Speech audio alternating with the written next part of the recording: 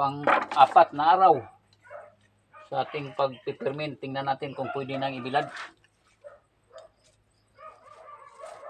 So ito,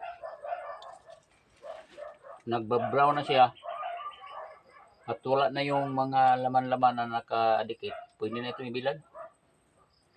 Hindi naman gano'n ito karami.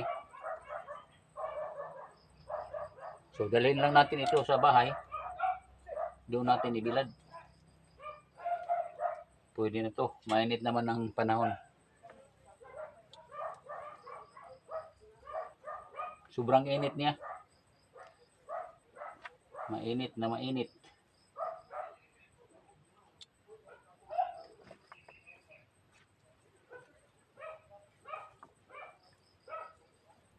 Medyo